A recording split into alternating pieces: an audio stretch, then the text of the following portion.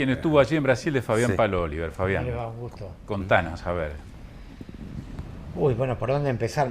Primero me parece que tengamos en cuenta que es un país que tuvo habilitados 156 millones de ciudadanos y ciudadanas para votar. Votaron casi 120 millones de brasileros y brasileras. Eh, yo primero creo que hubo una sobrevaloración en el búnker de Lula de que se podía ganar en la primera vuelta. La verdad que nosotros tuvimos el día sábado con las tres consultoras más importantes de Brasil que hacen encuestas, pesquisa, dicen los brasileros, Ujú. y en realidad ninguna de las tres, de los muestreos que ellos tenían, le daban que Lula podía ganar en primera vuelta. Sí que iba a ser una buena elección, que iba a ganar por unos 7 8 puntos, entre 7 y 10 puntos. Había encuestadoras que hablaban de 10 puntos. Sin embargo, de las tres, dos consultoras coincidían en que Bolsonaro iba a tener un desempeño por arriba de lo que marcaban las encuestas, que era 37 puntos, porque ellos ya veían que había un voto vergüenza. En Sí. realidad Bolsonaro termina con 6 puntos más, 43 puntos, y en el caso de Lula supera lo que las encuestas le daban, que eran 46, 47 puntos, y saca 48 puntos, ganando los cuatro estados que tradicionalmente gana él, algunos con muy buena diferencia, perdiendo los estados que estaban cantados, Sao Paulo, que él hizo buena elección, pero hizo mala elección el candidato a gobernador. Sí, Fernando Haddad. La- Después Brasilia, que es bueno donde está más que nada el electorado más afín, no solamente a- al propio Bolsonaro, sino tradicionalmente a los partidos más conservadores o de centro derecha, digamos, de donde está el Sí. poder económico de Brasil, ¿no? Pero Ujú. me parece que hay una sobrevaloración y se empezó a instalar que ganaba en primera vuelta, que ganaba en primera vuelta, entonces el golpe fue duro. Y para vos, ¿qué estaba en juego? ¿Qué estuvo en juego el domingo para vos? Mira, yo primero creo que lo que estaba en juego es la primera vez que un presidente que estuvo preso, 585 días preso, con una causa que es también la propia justicia y la Corte Suprema de Justicia después no convalida y la termina anulando, demostrando que fue armada, o por lo menos que no estaban los elementos suficientes para determinar la culpabilidad en una cadena de corrupción de quien en ese momento era presidente, que es justamente Lula.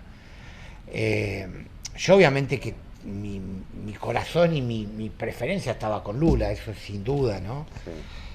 A mí lo que más me interesó fue que los tres consultores, insisto, que me pareció sumamente interesante, hablaban de dos de ellos del voto vergüenza, uno de ellos en particular planteaba que en un país sin grieta, él también hacía una identificación que Brasil estaba muy agrietado y que no iba a haber opciones, terceras opciones. Bueno, muchos de esos después lo replican en Argentina, que no hay, de los que estábamos ahí, que no iba a haber opción en Argentina para una tercera vía, porque está muy polarizada y muy agrietada. Ahí quizá está la respuesta de los demás candidatos, como sobre todo Ciro y cómo perdieron ellos. Ellos sí estaban en 8 puntos, 7 puntos, y entre los dos reunieron 7 puntos. Ahí sí los últimos días se instaló el voto útil, esta cosa de votar por, por Bolsonaro o por Por Lula. Lula, depende. Pensás que se puede repetir o aumentar ese voto vergonzante, como vos decís, o de vergüenza? Aquí en la Argentina se dio. Mira, yo te doy un dato A ver. que me parece importante. Eh, de los encuestadores, de los consultores, en realidad te decían que Brasil, por el crecimiento que tiene Brasil, por los indicadores de la macroeconomía, Bolsonaro no debería tener ningún inconveniente para ser reelecto. Eso es lo que te decían, digamos, sacando todos los demás componentes, hablando únicamente si el ciudadano vota con el bolsillo como habitualmente se dice, Bolsonaro no tendría que tener en riesgo.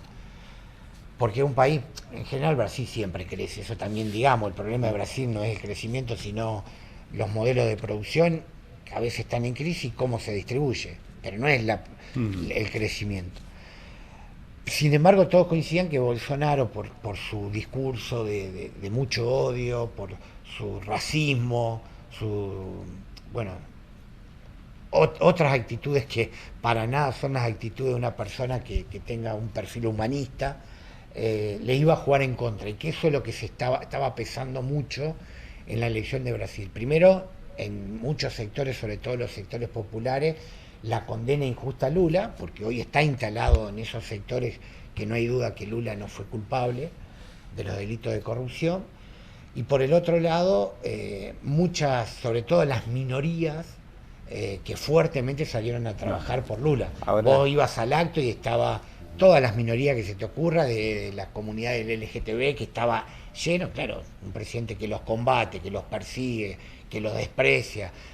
Entonces, ahí quizás está la explicación. Yo no soy analista político, lo que te dicen los analistas políticos, que la explicación es Lula, su rechazo o su pérdida, porque de última sacó 43%, importante, la pérdida de una elección está más asociado con cómo manejó la pandemia, la negación de la pandemia, la negación de la importancia de la vacuna. Eso también estaba instalado en muchos electores, ¿no? Fabián, y mucho se habló de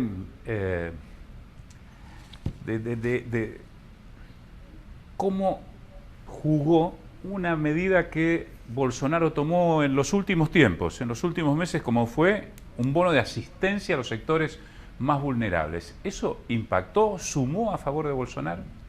No lo sé, lo que sí hubo una lectura de mucho de que fue una actitud absolutamente demagoga, y que lo hizo solamente porque estaba abajo en las encuestas, solamente por eso. Si no, todo el mundo te dice que no, inclusive leyendo diarios por internet, el análisis que hacía la mayoría de los periodistas que hacían política estaba asociado a eso, que fue una medida, un manotazo de ahogado para tratar de recuperar algo de voto en los distritos que más les son desfavorables. Les cuento una anécdota rápido. Estábamos en el escrutinio y una persona que es responsable, tiene una responsabilidad importante en el equipo de Lula, dijo que se queden tranquilos, que a partir de que se empiece a cargar el 40-45% de las mesas, ahí va a empezar a recuperar Lula.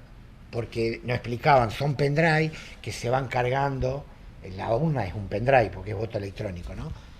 Se van cargando los que primero llegan, entonces primero llegan los grandes centros urbanos y después llegan la periferia. Bueno, fue así.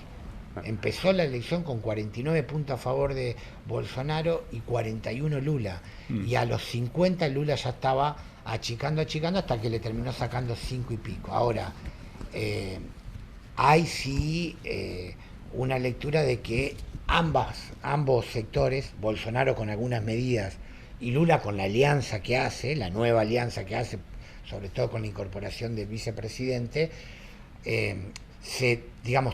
utilizaron herramientas para tratar de ser más competitivos, que con lo que tenían no les alcanzaba. Eso es lo que también te dicen algunos analistas, ¿no? Estamos en el cierre, pero yo quería hacerte una pregunta para la política criolla, digamos, ¿no?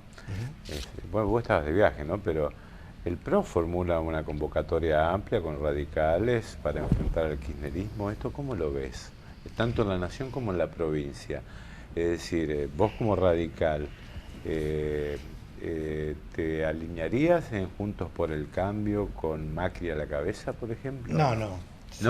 Saben que no, jamás. Bueno. No. Yo no creo en esas construcciones. Más, creo que la política argentina tiene que empezar a transitar otra cultura desde el punto de vista de la construcción política y de la dinámica de la discusión política. Ahora, el radicalismo salió a fustigar al propio Manes en las últimas horas, ¿no? Por cuestionar a Macri. Y a mí me parece muy interesante lo que dijo Manes, y muy valiente también. Ojalá haya muchos Manes en el radicalismo. Y en los otros partidos. También en los otros partidos. Que reconozcan errores.